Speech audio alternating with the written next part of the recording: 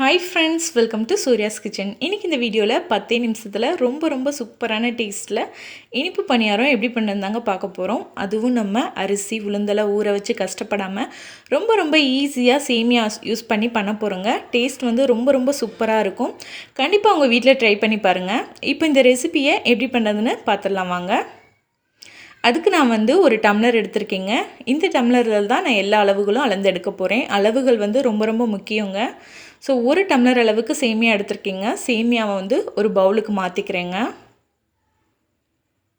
சேமியா எடுத்த அதே டம்ளராலேயே ஒரு அரை டம்ளர் அளவுக்கு ரவை எடுத்திருக்கேங்க. நார்மலாக நம்ம உப்புமாக்கு யூஸ் பண்ணுற ரவை தான்.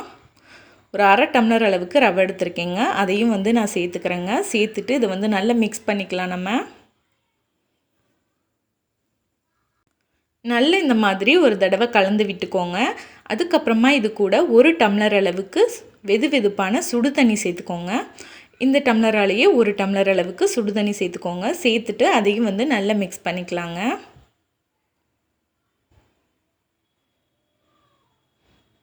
நல்ல இந்த மாதிரி கலந்து விட்டுக்கோங்க. இப்போ கலந்ததுக்கப்புறமா இதை வந்து மூடி நம்ம ஊற வைக்க போகிறோங்க. இப்போ நல்லா கலந்தாச்சு. இப்போ நம்ம மூடி ஒரு 5 நிமிஷம் வந்து இதை அப்படியே வச்சிடலாம். நெக்ஸ்ட் நான் அடுப்பில் ஒரு பாத்திரம் வச்சுருக்கேங்க. அதில் நம்ம சேமியா எடுத்த அதே டம்ளராலேயே ஒரு டம்ளர் அளவுக்கு வெல்லம் சேர்த்துருக்கேங்க. சேர்த்துட்டு அதே டம்ளர்லேயே அரை டம்ளர் அளவுக்கு தண்ணி சேர்த்துக்கலாங்க. சேர்த்துட்டு வெல்லம் வந்து நல்லா கரையட்டுங்க.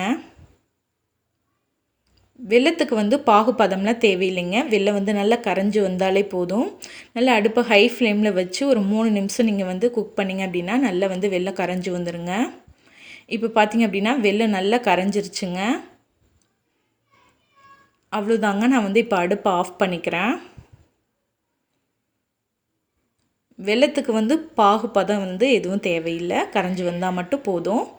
நெக்ஸ்ட்டு நம்ம ஊற வச்சுருந்த அந்த சேமியாவும் ரவையும் வந்து பார்த்திங்கன்னா நல்லா வந்து ஊறிடுச்சு. இந்த மாதிரி கையில் எடுத்து மசிச்சு பார்த்திங்கன்னா நல்ல மசிய வரும். இப்போ இது கூடவே நான் ஒரு 3 டேபிள் ஸ்பூன் அளவுக்கு கோதுமை மாவு வந்து சேர்த்துக்கிறேங்க.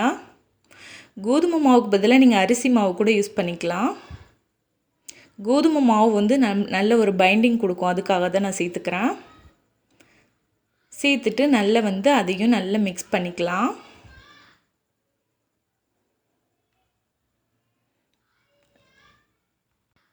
நல்ல இந்த மாதிரி ஒரு தடவை கலந்து விட்டுக்கோங்க. அதுக்கப்புறமா நம்ம கரைச்சி வச்சுருந்த அந்த வெள்ளை கரைசலை வந்து சேர்த்துக்கலாங்க. வெள்ளை கரைசலை வந்து வடிகட்டிட்டு சேர்த்துக்கோங்க. சுத்தமான வெல்லமாக இருந்தால் அப்படியே சேர்த்துக்கோங்க. இல்லைன்னா ஒரு வடிகட்டி அதுக்கப்புறமா சேர்த்துக்கோங்க.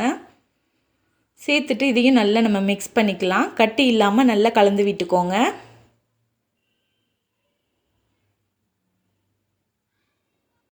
நல்ல இந்த மாதிரி கலந்துக்கோங்க. பார்த்திங்கன்னா நல்லா வந்து நான் கலந்து எடுத்துட்டேங்க. கட்டி இல்லாமல் இந்த கன்சிஸ்டன்சிக்கு இருக்கணும். மாவு கொஞ்சம் தண்ணி ஆயிடுச்சு அப்படின்னா கோதுமை மாவு சேர்த்து கலந்துக்கோங்க. இப்போ இது கூட ஒரு பிஞ்ச் அளவுக்கு சால்ட் உப்பு சேர்த்துக்கிறேன். சேர்த்துட்டு அதையும் நல்லா மிக்ஸ் பண்ணிக்கலாம். இது கூட நான் வந்து பேக்கிங் சோடாலாம் எதுவுமே சேர்க்கலைங்க. சேர்க்காம தான் இன்றைக்கி பணியாரம் செய்ய போகிறேன். சேர்க்காமையே டேஸ்ட் ரொம்ப சூப்பராக இருக்குங்க. அடுப்பில் பணியாரக்கல் வச்சுருக்கேங்க. பணியாரக்கல்லில் ஒவ்வொரு குழிலையும் கொஞ்சமாக நெய் சேர்த்துக்கிறேன். ஒரு அரை ஸ்பூன் அளவுக்கு நெய் சேர்த்துக்கோங்க. நெய்க்கு பதிலாக நீங்கள் எண்ணெய் கூட யூஸ் பண்ணிக்கலாங்க. ஆனால் நெய் சேர்த்து செஞ்சிங்கன்னா பணியார டேஸ்ட் ரொம்ப சூப்பராக இருக்கும். எல்லா குழிலையுமே வந்து எண்ணெயை வந்து இந்த மாதிரி தடவி விட்டுக்கோங்க. எல்லா பக்கமும் படுறது மாதிரி தடவிக்கோங்க. நெக்ஸ்ட்டு நம்ம மிக்ஸ் பண்ணி வச்சுருக்க அந்த மாவு வந்து ஒவ்வொரு குழிலையும் சேர்த்துக்கலாம்.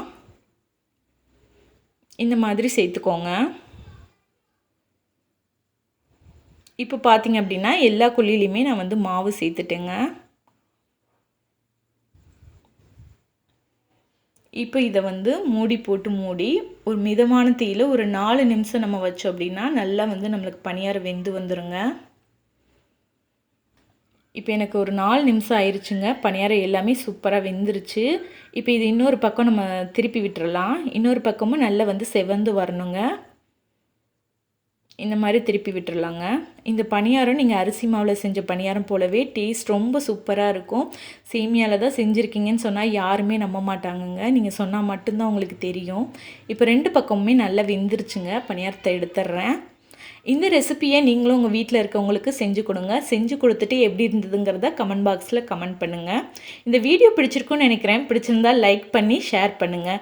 இப்போ தான் நீங்கள் நம்ம சேனலை புதுசாக பார்த்துக்கிட்டு இருக்கீங்க அப்படின்னா மறக்காமல் சப்ஸ்கிரைப் பண்ணிக்கோங்க. பக்கத்தில் இருக்க பெல் சிம்பிளையும் கிளிக் பண்ணிக்கோங்க. இது போல் வேறொரு சூப்பரான வீடியோவோட நான் உங்களை மீட் பண்ணுறேன். நன்றி.